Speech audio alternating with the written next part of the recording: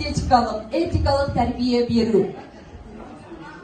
Құрметті қонақтар, міне бүгінгі кешімізді Абайдың мына тамаша өлеңдерінен бастағым келіп тұр. Жүректен қозғайын, әдептен озбайын, өзі де білмей ме, көп сөйлеп созбайын. Тереңдеп қарайсың, телміріп тұрмайсың, бейхабар жүргенсіп, бет қатты сынайсың. Кең маңдай қоланы шаш, иә бір кез, иә бір құлаш. Ақтамақ қызыл жүз, қарағым бетіңдаш. Абай сұлудың сыртқы сұлулығын осылайша жыр әуезіне қосады. Қарасаң шынымен де адам тамсанатындай көз алдыңа ару елестейді. Адамның қылығы, мінез құлқы мен іс қимылының жөні әрі этикалық, әрі эстетикалық мәнге ие. Сұлулық адам жанын марқайтатын, көзін қуантатын, тамсандыратын, тәнті ететін, сүйіндіретін көрініс. Қимыл, әрекет, пішін немесе ой қиялдың жемісі.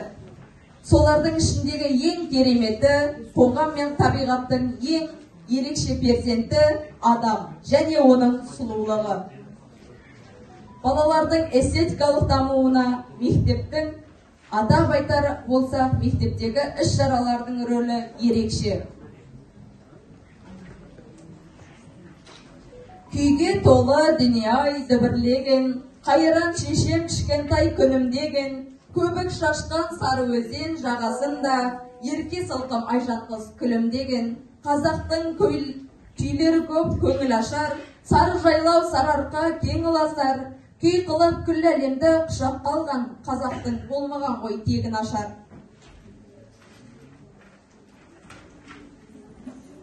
Халық күйі сал күрең орындайтын Балбұлақ тобы.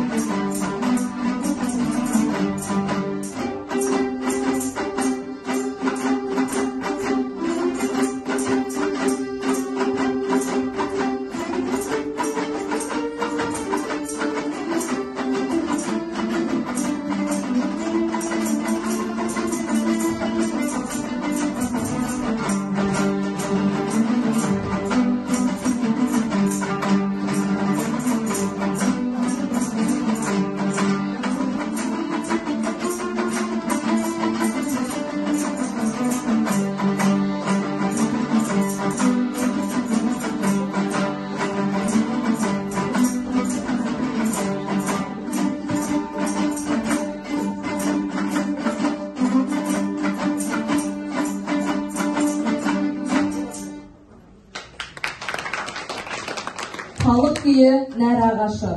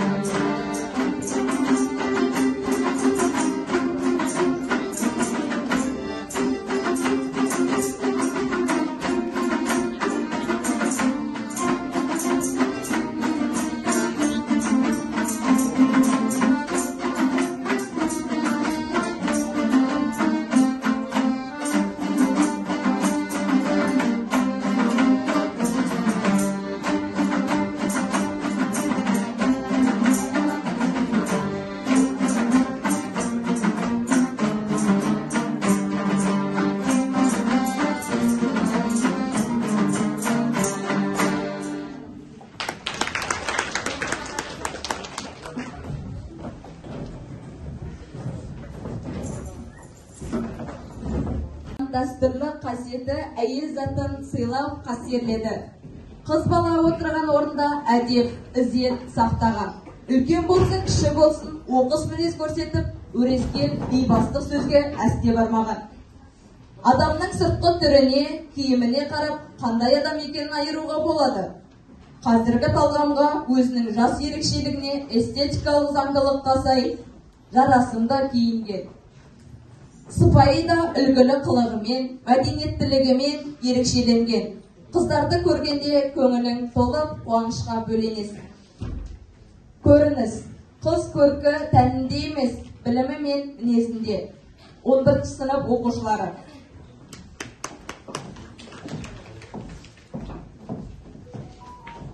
Қыз сұлу мінезімен, біліммен. Ертеде ата-бабаларымыз әлемдегі сұлулықтың көркем үлгісін ару қыздың тау бойына көрсеген.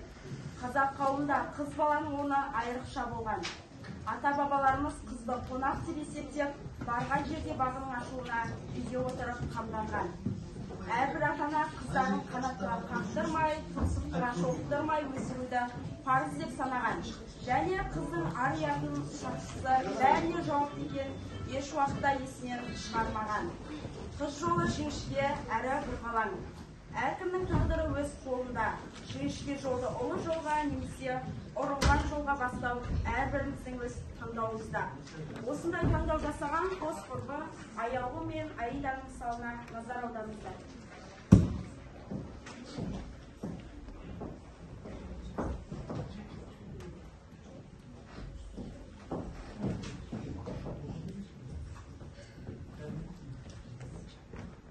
Аида, не істеп отырсың? Сабақ оқымайсың ба? Ұмытуға дайындалуымыз керек әлі. Математика, химия есептері бар. Сен болсаң әлі телефон шықпай отырсың? Ту, аяу, қойшы, миыма да кірмейді, жазылмайды. Сен телефон шықпай отырсың, миыңа қайдан кіреді деген? Есепті шығарсың, шығара аласың сен де. Аяу, оны қойшы, кеше мен түсірген отбасында, сол ше реке шығып кетті. Инстаграмда видеоларын қылай жауды, қарсы. Ту, Аида, қойшы сол Инстаграмда лайктар ертең сен болашағыңа керек па? Сен болашағыңды ойламайсың ба? Ертең грант қалай боласың, қандай оқу орнына түсесің? Ой, сен оған вообще бас қатырмашы, аяу. Мен осынша сұлулығымен жерде қалады деп едім. Мен оқып, әбіржімия, ертең бай дәулетті жеткен тұрмысқа шықтым. Сол кезде астында су жаңа көлік, қолымда толған алтын, өзім бір патшайымдай өмір сүремін ғой. Сол кезде сен көңілге шықтым. Ай, Аида, дәулетті отбасы тек дәулетті отбасынан ғана қыз алады. Бізде қарапайым қыздар не істесін олар? Мен қарапайым қыз емеспін, мен ақылыма көркім сай алуым. Мейлі, өзің бір арманыңа жетші.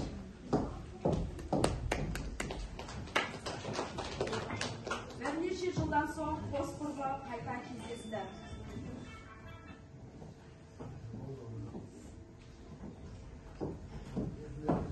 О, Аида, қалайсың? Қалайсың? Жақсы, өзің қалайсың? Жақсы. Әжем болып кетсің ғой, кәдімгідей өзгеріп.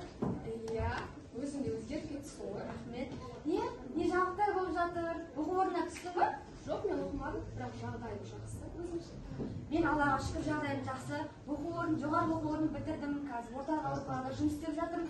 Отбасым, бала-шағам бар, шүкір. Отбасы демекші, мен де бай жерге тұрмысқа шықтым.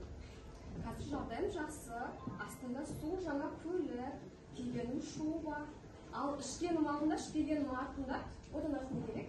Аида, өз арманыңа жетіпсің ғой ақыры. Әйтеуір соңында сорлап қалмасаң болар еді. Сорлап қалған емес, не айтып тұрсың сен? Аида, мен сен ойлағандықтан айттым ғой. Бір алмай тұрсың ба, қош. Ай, Аида, әйтеуір соңында сорлап қалмасаң болар еді. Болсын, жақсы болсыншы. Аиданың үйінде.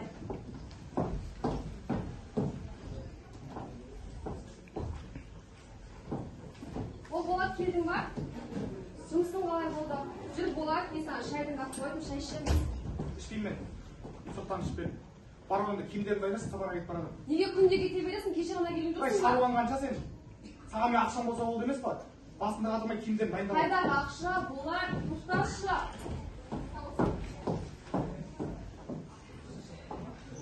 Аяулымның үйі.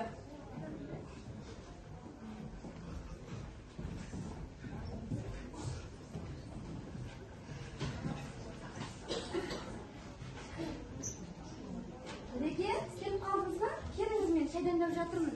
Қазір 15 минутта тамақ дайын болар. Айолым, тоқташ. Біз тасташ бұларды. Менің саған тосын сыйым бар. Мен саған арнап өлең жазып тыңдашы. Бұйығы тартқан қалпың бар, болған соң саған шын ғашық. Сен барда жаным жарқылдар, жоқ болсаң қалар мың басын. Сұрама оның себебін. Сыры бар жұмбақ астарлы, жарқырап тұрар әдемі жұлдызы сенсің аспанның. Ойларға батқан кезімде, үздігем қара көзіңе, бөлейтін іңкәр сезімге, бақыттың өтіп өзіңде. Мен осы сәтте саған алғыс айтқым келеді. Бүгін екеуміздің отау құрған күніміз. Осы сәттер үшін саған көп рахмет айтамын. Мен сізді есіңізден шығып кетмеді десем, ұмытпаған екенсіз ғой, сіздің барыңызға шүкір. Рахмет барыңыз. Мен қалдырмай мейрамхананы атап өтейік енді. Кетпегендесіз.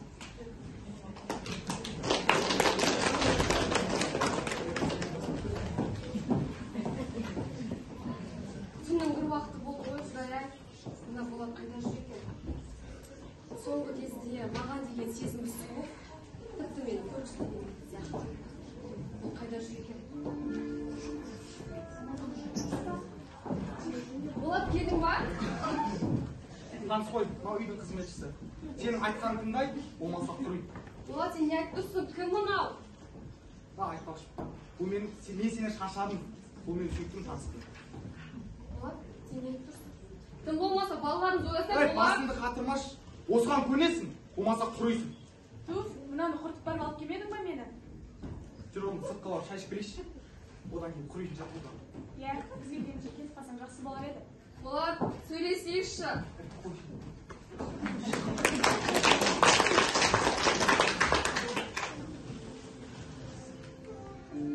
Құдай-ай, бұндай жағдайға қалай ғана душар болдым екен. Енді не істеймін? Қайда барамын? Қалай күн көремін? Неге ғана сұлулығыма сеніп тағдырымды өзгенің қолына ұстаттым екен? Өмірдің жеңіл жолын таңдаймын деп жеңілдім ғой. Адамның сұлулығы тәнінде емес, жүрегі мен білімінде екен ау.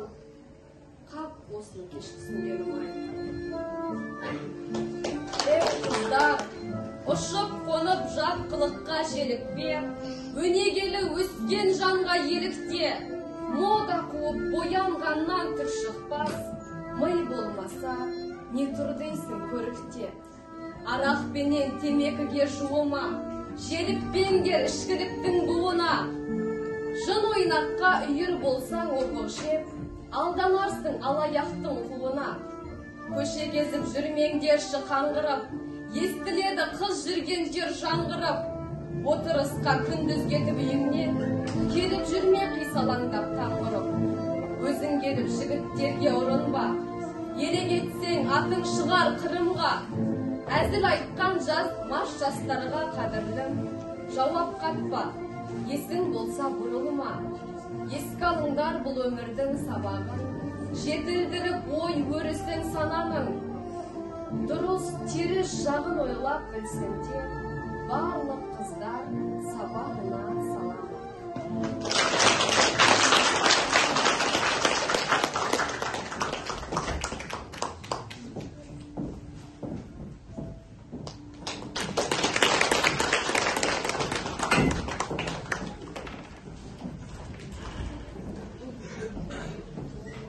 Кезекті мектебіміздің педагог, психологы Қадырбаева Гүлшат Серікбайқызына береміз.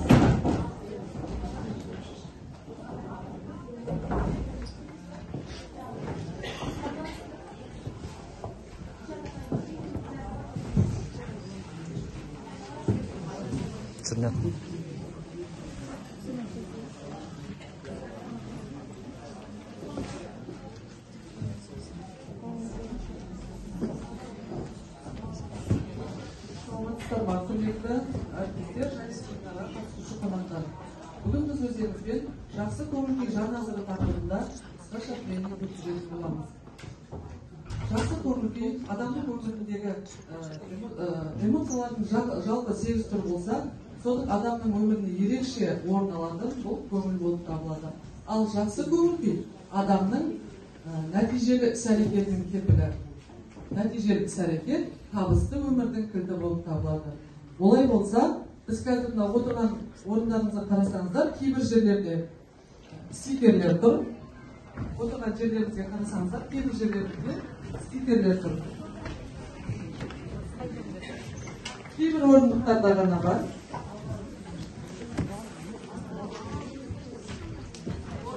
Стикер бар кісілер ортаға шығамыз.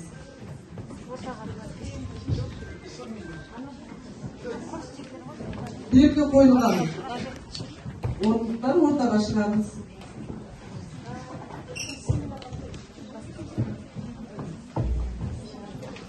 Осы ортада бар еді ғой, Фарида апай, сіздер жақта.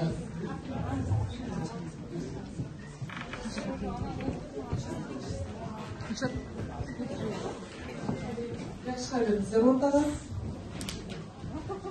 Тағы да ата-аналар. Жоқ, ол екінші шарт болған. Келіңіз. Сахнаға шығуларыңызды өтінемін. Айнұр апай. 5 адам болу керек еді бізде. Тағы бір еркі бар ма, мен шықсам дейді. Қонақтардан. Ортаға шығыңыздар.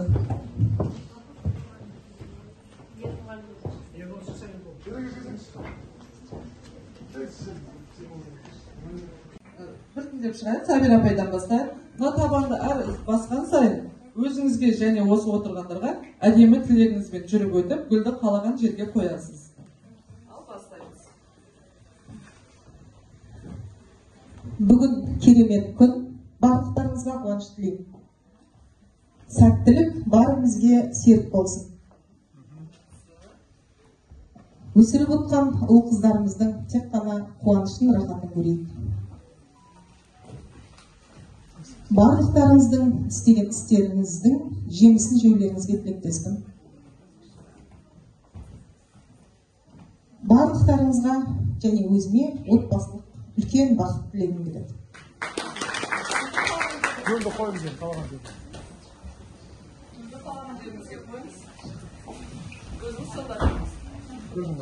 Келесі қатысушымыз қонақтардан бастайық.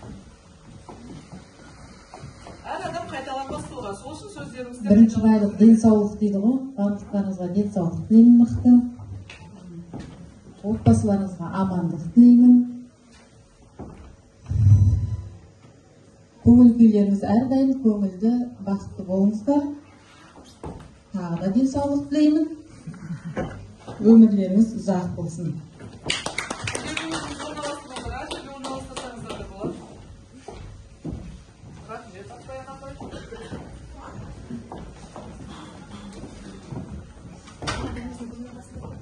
Бүгінгі мына мектепке шараларына сәттілік тілеймін.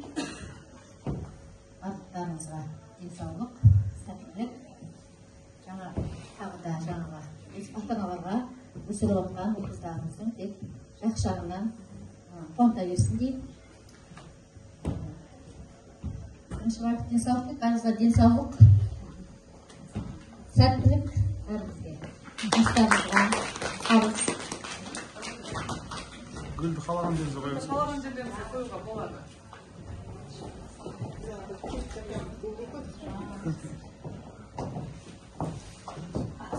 Бүгінгі семинар барлықтарыңызға құтты болсын. Барлықтарыңызға жақсы көңіл күй тілеймін.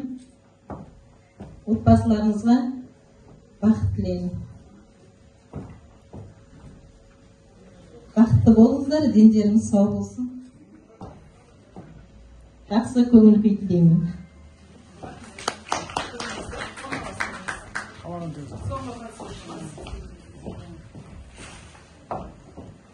Бүгінгі күніміз шаттыққа, қуанышқа толы болсын. Осында жиылған қадірлі қонақтар баршаңыздың отбасында тыныштық, береке болсын, мол табыс болсын. Осында отырған барлық әріптестеріме шығармашылық табыс тілеймін. Жұмыстарыңыз белсенді болып, алға баса берсін. Ең бастысы дендеріңіз сау болсын. Ең соңғы баспалдағымыз бәрімізде өсіріп отырған ұл қыздарымыздың қызығын көріп, қуанышына ортақ болып күліп ойнап жүре берейік. Рахмет қатысушыларымызға. Ал енді бұл жерде не байқадық? Жаңа ғана тектегі сахнамыз, яғни бұл біздің өмір жолымыз деп алайық. Бір-бірімізге жақсы тілек айтып, жақсы көңіл күйде жүрсек, өміріміз осылай гүлденеді екен. Жақсы көңіл күйде болудың тағы бір дәлелі ретінде біз сахнаны гүлге айналдырдық.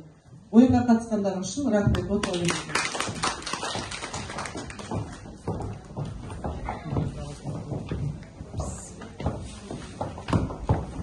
Ал енді менің екінші жаттығуым ақ қағаз деп аталады. Барлықтарыңызда ақ қағаз бар, қолдарыңызда. Жетпегендер бар ма?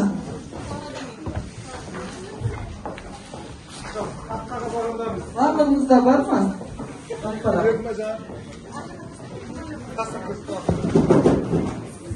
Жетпегендер болса.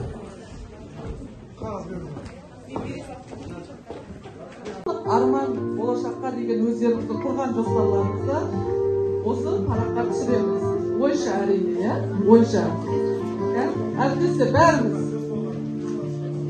Барлықтарыңыздың қолдарыңызда ақпарат бар. Ақпараттарыңызды жазбаймыз, ойша түсіреміз. Ойша түсіреміз. Сыйлаған мына таңым үшін әдемді сүйем, бойыма біткен қаным үшін. Барлығымыз бірдей қошыдық, біздің теп-тегіс парағымыз неге айналды?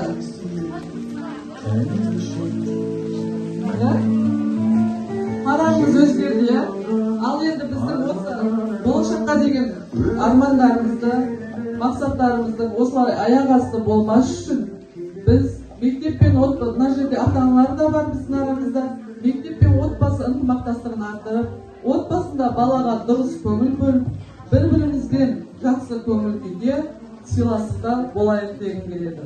Рахмет сіздерге.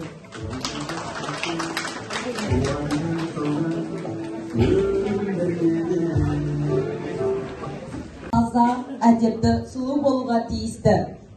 Жаратылыстың барлығы екі қарама-қарсы нәрседен тұрады. Ақ, қара, күн, түн, ыстық, суық, жақсы, жаман. Адам бойындағы барлық жақсы қасиеттер рухтан туындайды, ал жаман қасиеттер көрінісі болып табылады. Кезекті 9-шы А сынып оқушыларына береміз. Нашақорлық ғасыр дерті.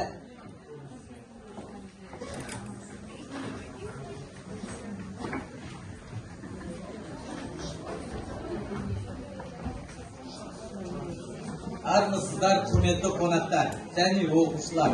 9-шы А сынып оқушыларының нашақорлық ғасыр дерті атты сахналық қойылымымызды тамашалаңыздар. Қайырлы күн, қымбатты достар, қонақтар. Нашақорлық ғасыр дерті атты сахналық қойылымымыздың мақсаты оқушыларды, жас жеткіншектерді сахналық қойылым көмегімен жат қылықтардан аулақ болуға, ата-ана қадірін түсініп оларды қадірлеуге, ғасырымыздың дертіне айналған нашақорлықтан аулақ болуға тәрбиелеу және салауатты өмір салтын насихаттау. Есірткі, нашақорлық, бұл сөздерді күнделікті өмірде жиі естиміз. Адам баласын тура жолдан тайдыратын, күллі өмірін тас-талқан ететін нашақорлық дерті халыққа, қоғамға, мемлекетке қауіп төндіретін сөзсіз. Одан зардап шеккен тағдырлар қаншама. Енді олар өзінің бәз-баяғы өмірлеріне орала ма, орала алмай ма? Әрине, дер кезінде ес жиып, адам болып кеткендер де бар. Бірақ мұндай кеселдің шармағына бір кірген соң, одан қашып құтыла алмайтын анық. Күндердің күнінде өзінің оңмен, шеңгелмен шарма балары хақ. Не істемек керек? Оң-солын танып үлгермеген жастарды ұрпақта сақтауымыз қажет. Неге десеңіз, есірткі сатумен айналысатындар ең алдымен сондай топтарды торуылдайды деседі. Ауырып еміз дегенше ауырмайтын жол іздейді данышпан халқымыз. Өмірімізді ұзарту да, қысқарту да өз қолымызда. Ендеше мынадай балалардың басынан өткен оқиға туралы айтып бергім келіп тұр.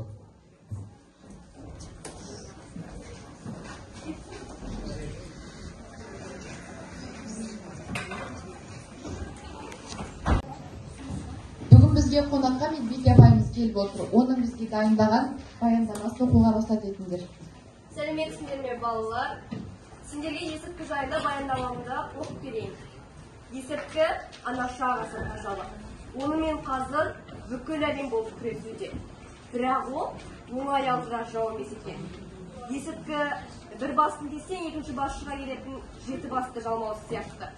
Есірткі алғашында рахат сезімге бөлек, аз уақытта тамаша әлемге саяхат жасаған сезімге беріледі. Есірткі бар жерде есірткіні таратушылар да бар.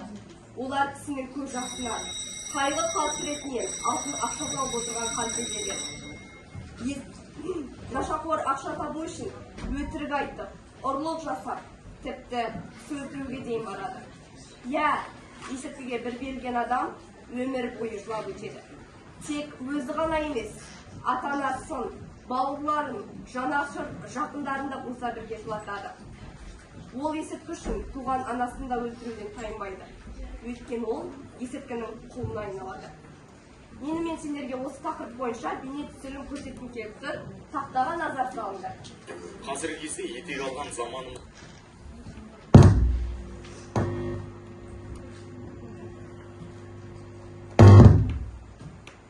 біздің кеселді дерттерінің бірі нашақорлық.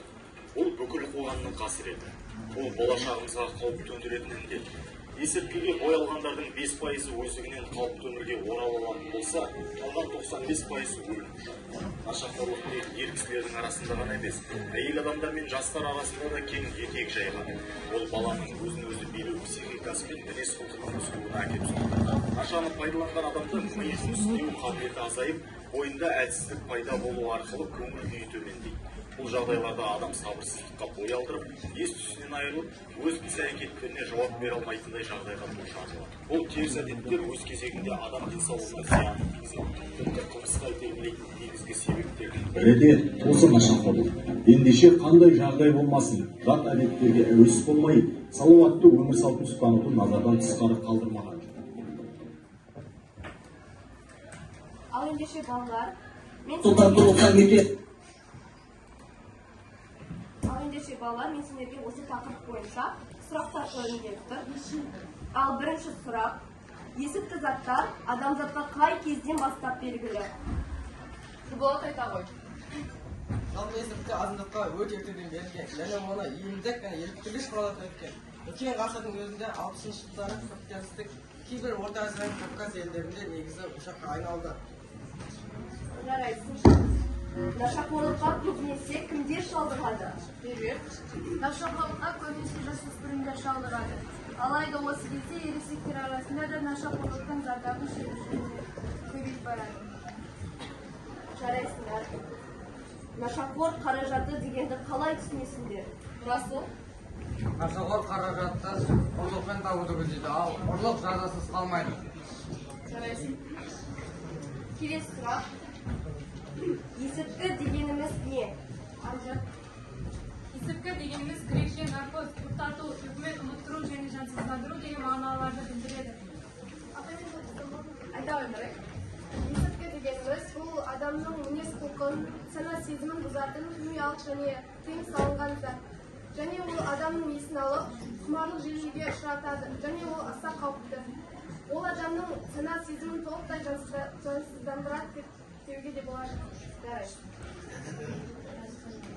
Жарайсыңдар балалар, ең соңғы сұрағым: нашақорлық жолы немен аяқталады деп ойлайсыңдар? Есірткінің шырмауына шырмалған адамның өмірінің соңы өліммен аяқталады. Жарайсыңдар балалар, барлықтарында есірткінің зияны мен нашақорлықтың азабын біледі екенсіңдер. Олай болса, мен сендерді сағат 5-те өтетін нашақорлық ғасыр дерті атты шеруге шақырамын. Барлықтарында қалмай келіңдер. Әлбек? Абай. Сабақ тыңдап отырсың ба? Я, тыңдап отырмын, Абай. Бүгін шеруге міндетті түрде келетін бол. Жарайды, Абай.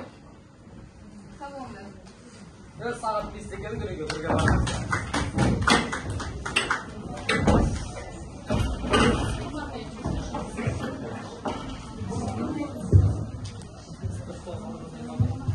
Мұндайды естіпті, есірткі жұртты есіртті, істеген жастардың жан тәнін түгел кесіпті.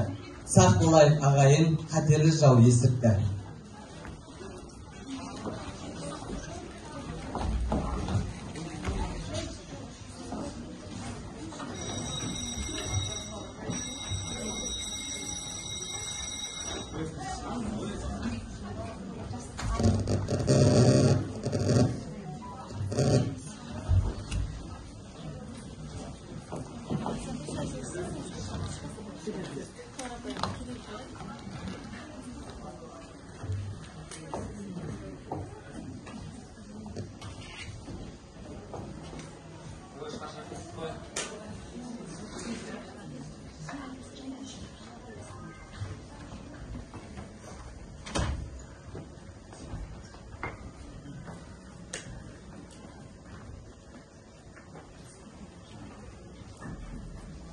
кешке дейін әлі уақыт бар екен ғой, жата тұрайыныз әлі.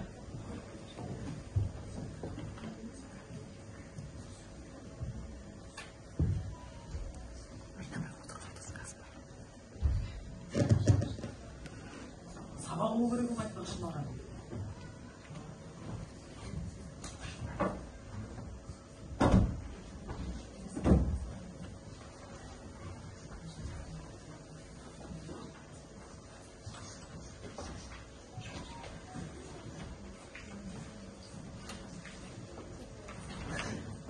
Балам, қалай сабақ оқып отырсың ба?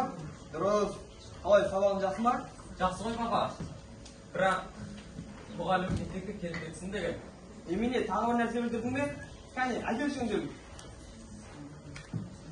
Балам, сен дәрдегі нашар мектепке келіп кетің, сынып жетекші. Кәне, төш қой. Сенде жағымсыз ес бар ғой, темекінің есі жағы ғой. Өзіңізден шығып тұрады, шекпейме демек ғой. Мінекей, Реймен, сен темек тартып алсаңсың ба? Жоқ, адам сақ қойды, шекпейме демек. Мама! Мама! Мама! Мама! Ей, теспе балаға, теспе! Төшші! Көрсаңшы, өлтіресің ғой балам, теспе! Төш қой! Араласпа! Теспе балаға! Темек шеккенді көрсетейін. Теспе, қой! Ят болады ғой көршілерден, теспе! Қой болды! Тош, сен араласпаш! Теспе! Ойбай, мектебіне сынығына жетекші деймін. Ой, не деп айқала жатсың сен? Шекпейді дейсің? Сен шекпейді демек. Қойшы сен де. Оным ау. Қалып қалды ма?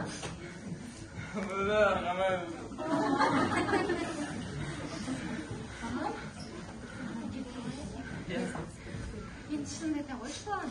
Сен темекі шегіп жүрсің бе? Көршінің баласы жақсы деген соң бір рет тартып көргем. Ой, күнім ау, тартып көргенің Бір рет тартқан кезде басым айналып, бөлменің іші шыр айналып кеттім. Менің қазір бұрынғыдай құсқым келмейді. Басым айналмайды. Мен қазір көршінің баласынан жақсы жеген. Құдақтата шығарады өзі.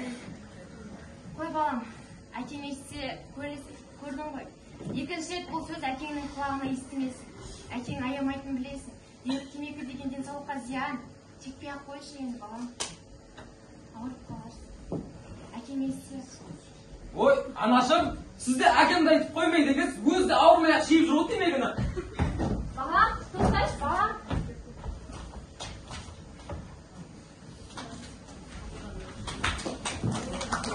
Өзіңіз құрметтеуге тиіссіз. Бойыңыздағы бар қабілетіңізді тек жақсылыққа бағыттай біліңіз. Зиянды әдеттерден, ішімдіктен, шылымнан, есірткіден аулақ болыңыз. Бойыңызды ластамай, жан дүниеңізді таза ұстаңыз. Өзіңіздің бос уақытыңызды пайдалы іске арнаңыз. Ар-намысыңызды биік ұстаңыз. Өз тағдырыңыз өз қолыңызда.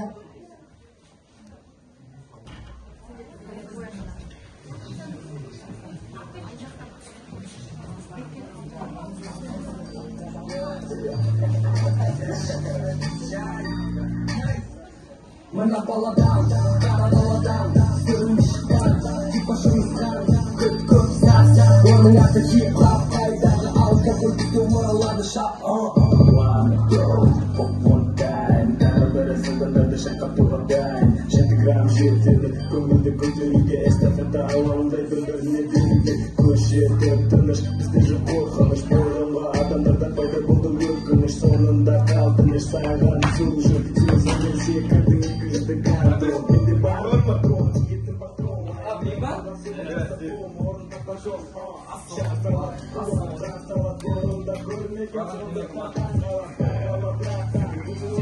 Немене мұны? Кішкене бала бақшаң баласының ойыншығы ғой. Мен саған нағыз еркектен немен көрсетейін ба? Жоқ, брадан, көрсет саған. Мынаны бір рет қабылдасаң болды. Нағыз ақ деген неге түсінетін болады. Ой, бауырым, көр. Ақшасы не болды екен ақшасы? Екіншісі ше? Екіншісін көре жатамыз. Көр, бауырым. Көр. Не берді маған? Олай басмай.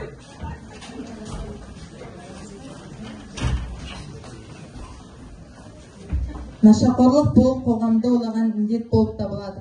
Қанша жерден бұл туралы ащы шындықтар айтылып жатса да, қоғамымыз әлі де бұл кеселден арылмай отыр. Нашақорлықтың зардабы өте көп.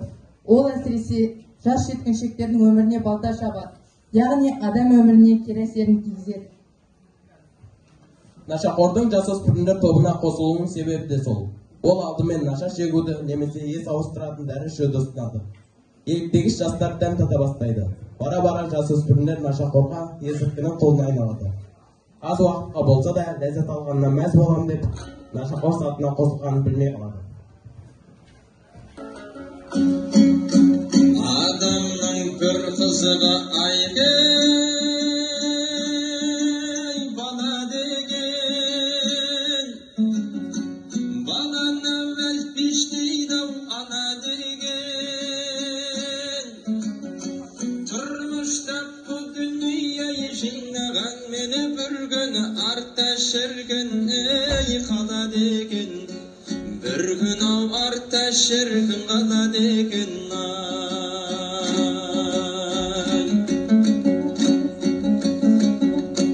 Bay dötkün, patşa dötkün aygıy batır dötkün. Ömürdün en tübünne ölüm jetken. Kaşanlı ölmemizdir şattanamız ölmesi ata babam kayda gitkin. Ölmesi ata babam kayda gitkin ay.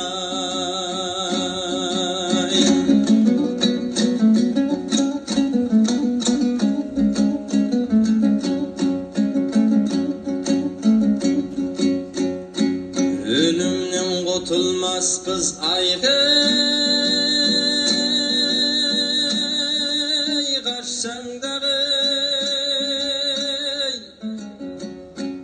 Ekimden arıstanday assanday.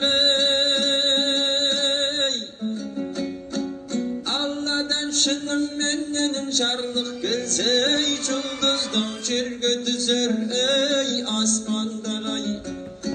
Çulduzdan çirgü tüzür asmanday.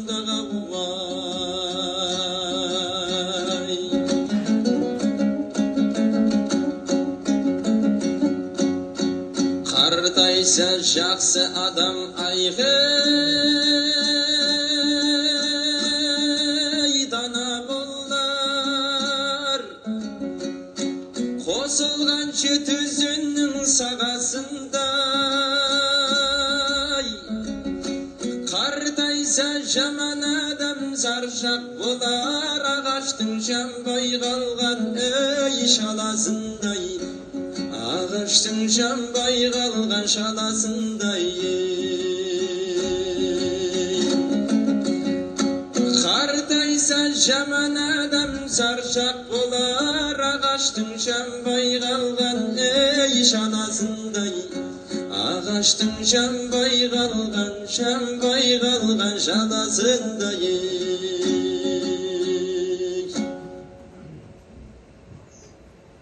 Aşu.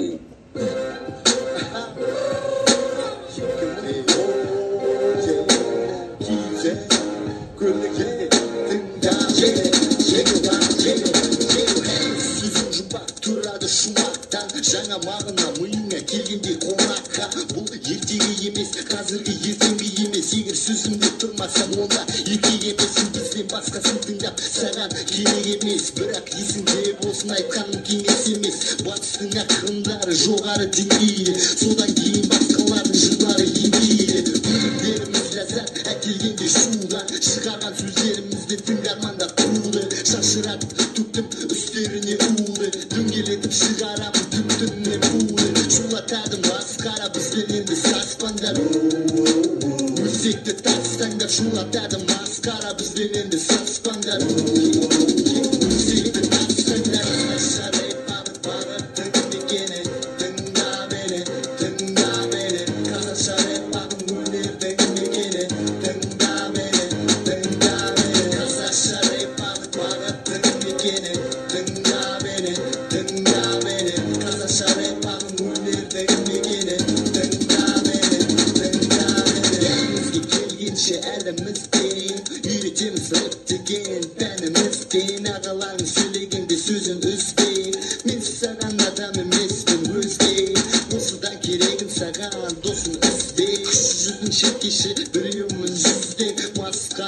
Сұмдық шабытқа түнді сенің жасап жастарыңнан жүздесең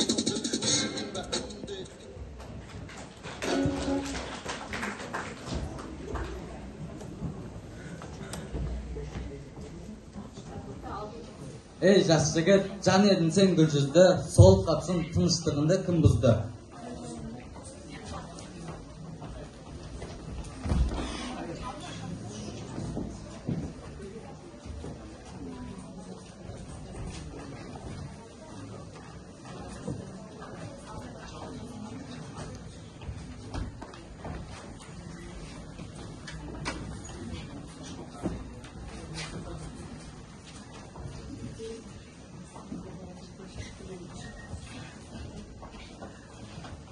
Сахнаға басы төмен салбыраған бала шығады. Бала нашақор, азған, жүдеген, қиналған, нашақорлық ауруынан жанын қоярға жер таба алмай тұр. Аба! Аба! Кешір мені, аба! Аба! Кешір мені! Мен нашақормын, аба! Мені балаңды аясаң!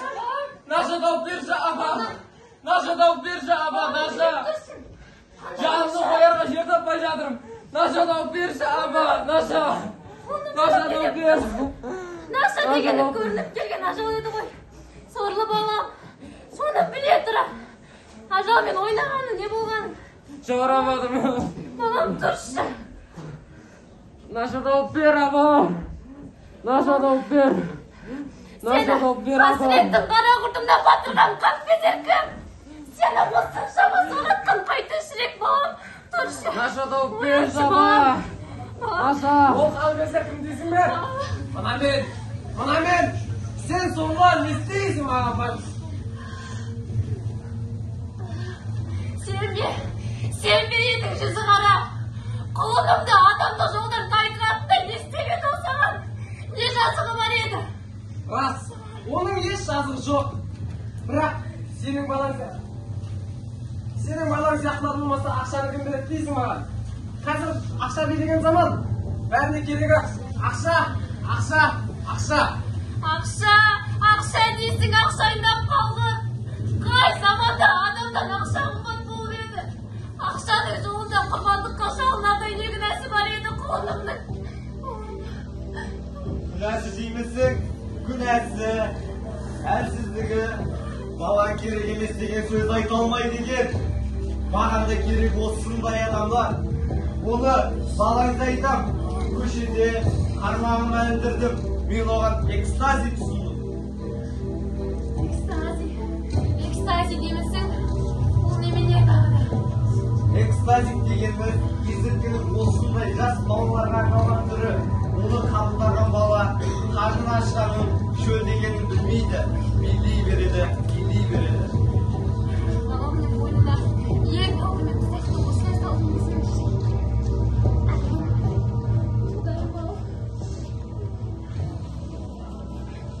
Иә, балаңның мойнына алғашқы тұзақ осылай салынды. Кейін сол тұзақты ұшып, тарта бердім. Балаң осылайша мені құлап кесті. Құлыма айналды.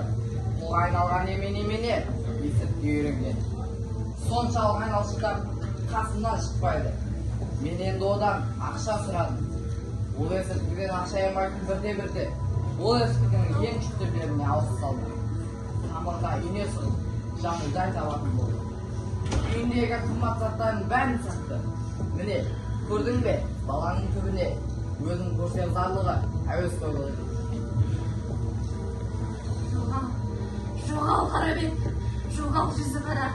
Сен ажал әкелеші, ұрпаққа өлім сен үшін ақылетсіз жоғал. Сен жалғызыңды.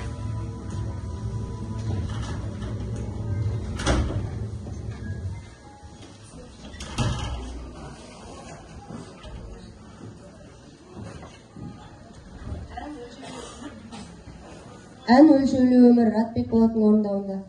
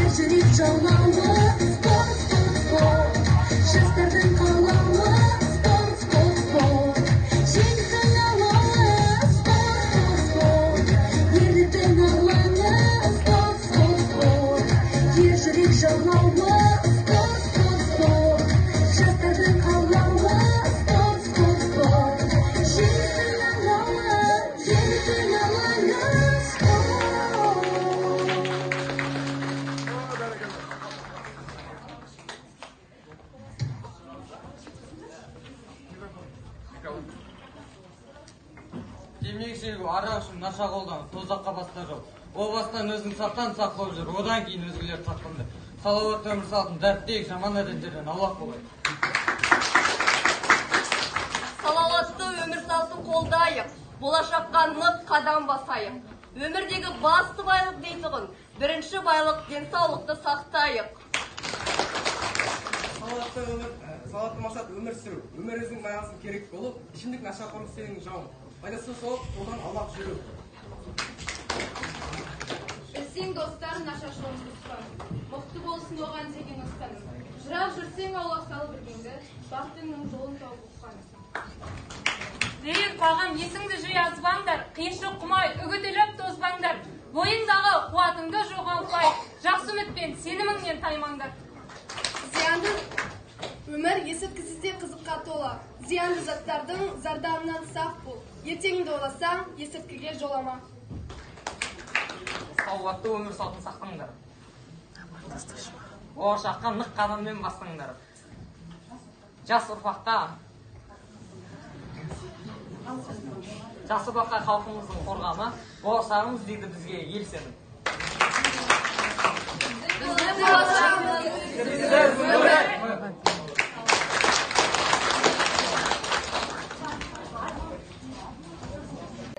Адам мінезі жайлы, мен егер заң қуаты бар кісі болсам, адам мінезін түзеп болмайды деген адамның тілін кесер едім деген еді.